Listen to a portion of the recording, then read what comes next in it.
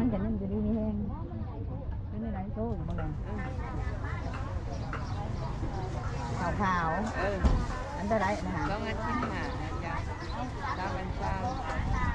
ให้เจ้าคุณตัวเองได้กำไรนะทำไมแม่ซื้อบังคลามนะเป็นว่าอยู่ดีมีแนวใช่ไหมน้อยหนึ่งไฟเสาเงินใหญ่ค่ะ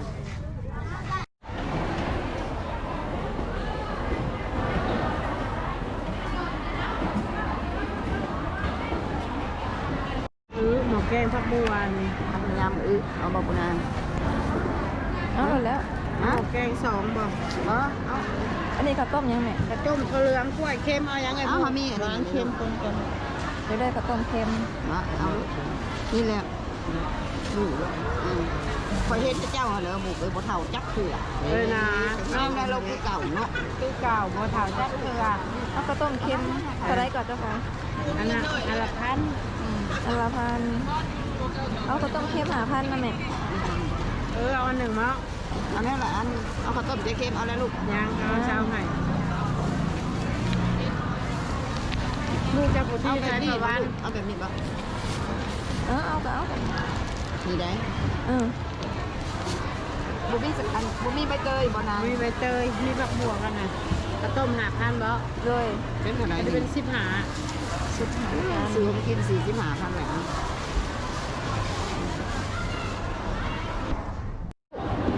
ได้ยังไม่หมด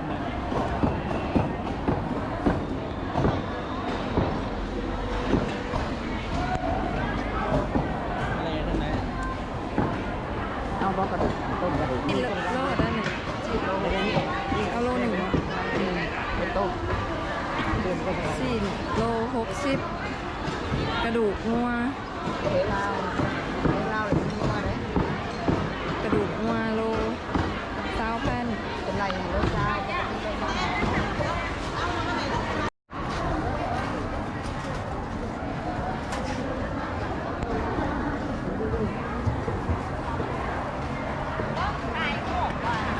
วิดีโอ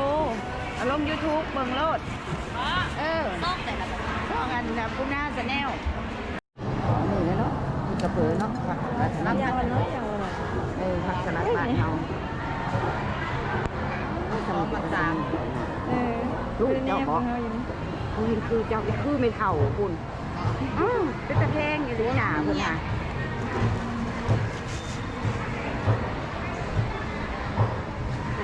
เป็นตะซังอย่างนี้เจ้าคือเป็นตะซังแต่ลูกคือเนมอยู่เนี่ยยิ้มนะพูดไม่คือไม่เท่าถูกไม่ได้คือซ่าแหน่หันหน้าไม่เท่าถูกนี่เรายิ้มไหมคะยิ้มหล่ออีเราเห็นกล้องเรายิ้มแต่เขายิ้มไม่รู้กี่2,000จะอันนี้ครับ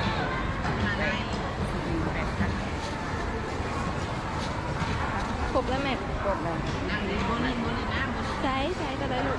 ขอบใจไหมลูกขอบใจไหมขอบใจเด้อไหมเอาเงินน่ะขอบใจก่อนไหมไปเด้อบ๊ายบายบ้านไม่เขาไม่อยากแล้วนะส่งเป็นสันแนวเขาแฝงเขาอยากเฟิร์สไซดาวันเขาไม่กระซุ่มแน่แม่ป้าแม่เฟิร์สไซดาวันแรกก็มันเป็นแรงน้อยก็ให้เจ้าเราเงินเนี่ยแม่เห็นบอกผม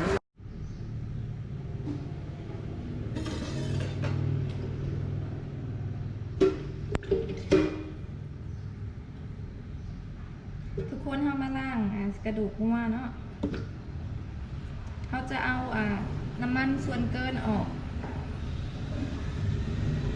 น้ำซุปเขาจังบอกเป็นน้ำซุปเขาจังบอกเป็นไขมันเกินไปเนาะ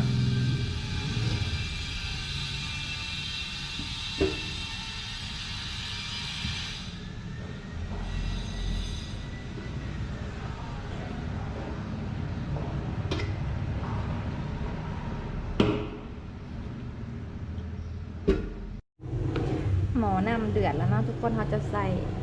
มีผักบัวแดงหอมแดงเนาะแล้วกระเทียมผักบัวยาวแล้วก็แครอทเนาะ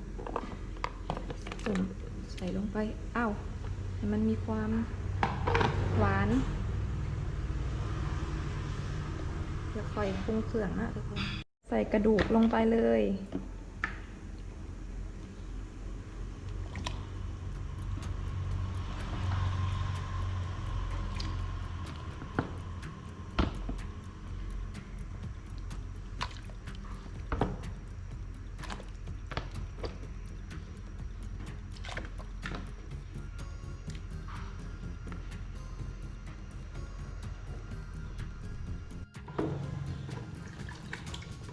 ลืมใส่หากผักชีเนาะทุกคน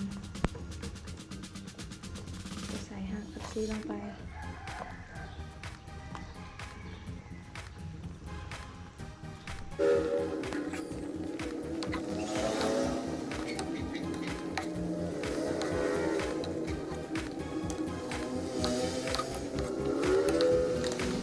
เอาปรุงรสเนาะทุกคน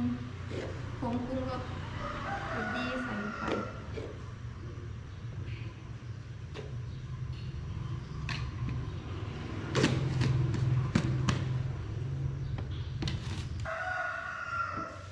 ใส่น้ำปลาลงไป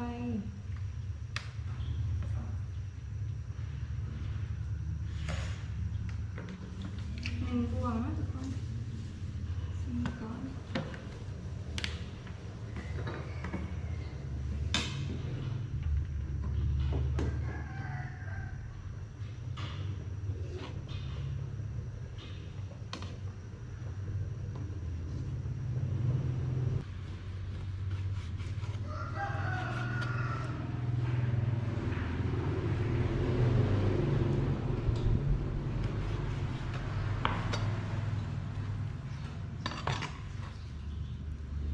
อันนี้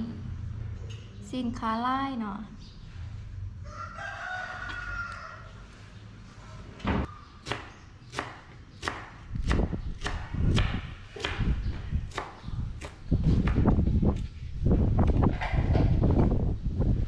อีหยะ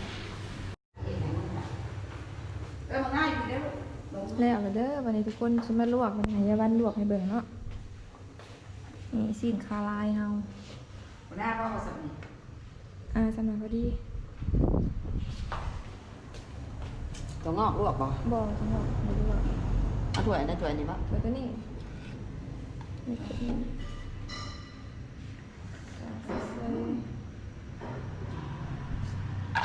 ก็บะหมักลวกเนาะ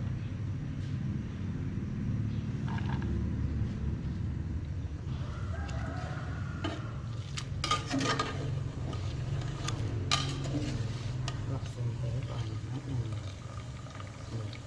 เอาละ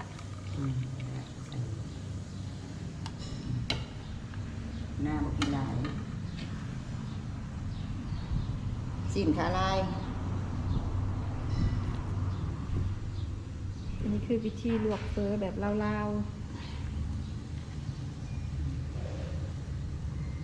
หมดกันแล้วแม่เลยจะกิน หมอนรถเป็นหมอนรถหมักซุปบ่หรือหมักสำลา พอดีเอาอีก ฮะสำลาเด้อเอาบ่ ก็เอาอีกนิดนึง เอาเลยเพราะเผื่อเขาลวก บ่มีลูกซีนเพื่อบ่มีลูกซีนต้องใส่ซีนหลาย เอากระดูกมันเดินหน่อยนึง ๆ เดี๋ยวตอนนึง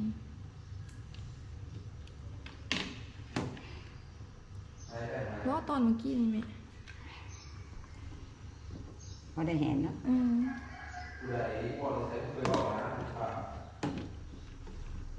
นี่ปะนี่ มันจะเปื่อยว่า ก็ได้มันพอหมูงัวน้อยเลยเอาบ่ใส่กระเทียมเจียว กระเทียมเจียว แล้วก็หมัก ผักบัวซอย ใส่ แล้วก็ใส่อันนี้มาหน่อยหนึ่งเนี่ยพอมันเป็นสีสันก็พอ เผ็ดนะ แล้วเนาะทุกคนเฟอมากินเฟอน้ำกันเด้อวันนี้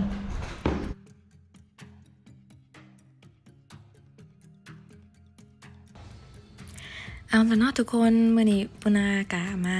เฮ็ดเฟอให้ทุกคนเบิ่งเนาะตอนนี้ก็อยากมาขออธิบายเกี่ยวกับเฟอเนาะหรือว่าเมนูเฟอนี่เนาะหรือที่คนไทยเอิ้นกันว่าก๋วยเตี๋ยวเนาะก๋วยเตี๋ยวอยู่ไทยก็มีทั้งแบบน้ำตกน้ำขุ่นน้ำใสเนาะแต่เฟออยู่ลาวจะมีแต่เฟอน้ำใสเนาะเฟอซีนขาลายเท่าที่เคยได้กินมาเนาะมีเฟอซีนขาลายแล้วก็เฟอหมูเนาะ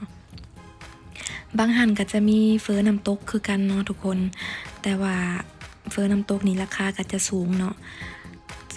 ตกถ้วยละ20,000 กีบเนาะประมาณ80 กว่าบาทเนาะทุกคนถือว่าแพงเนาะส่วนเฟอน้ำใสนี่ราคาก็แล้วแต่บางหันเนาะบางหันก็10,000 กีบเนาะ10,000 กีบประมาณ40 บาท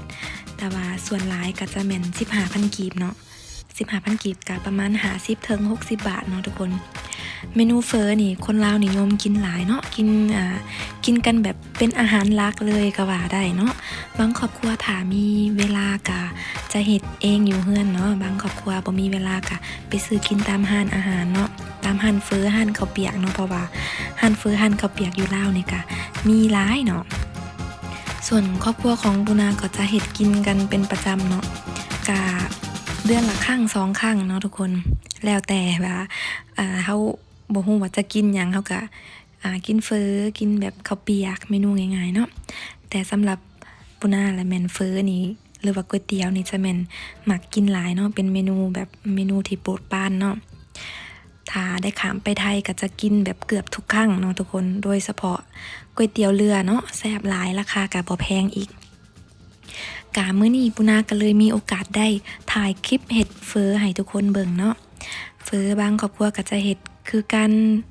ก็จะเฮ็ดบ่คือกันก็จะเฮ็ดแตกต่างกันไปเนาะตามสไตล์ของครอบครัวไผมันเนาะแต่อยู่เฮือนปุนาก็แม่นจะเฮ็ดแบบเมนูแบบง่ายๆเนาะเฮ็ดเฟอง่ายๆเนาะแต่แบบนี้ก็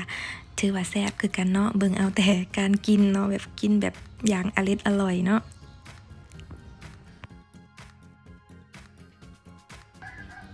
และอีกอย่างหนึ่งที่สำคัญเนาะที่คนลาวขาดบ่ได้เวลากินเฟอก็คือต้องกินกับกะปิเนาะทุกคนกินหมักเพชรจำกะปิเนาะมันเข้ากันดีนะทุกคนเนาะ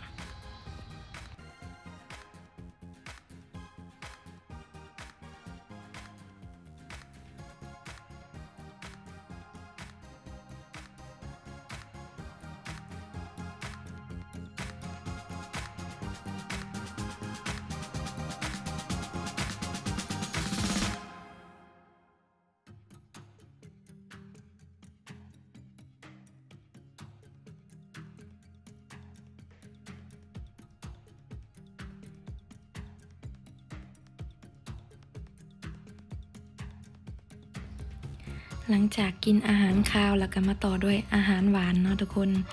นั่นก็คือบั้งข้าวหลามเนาะ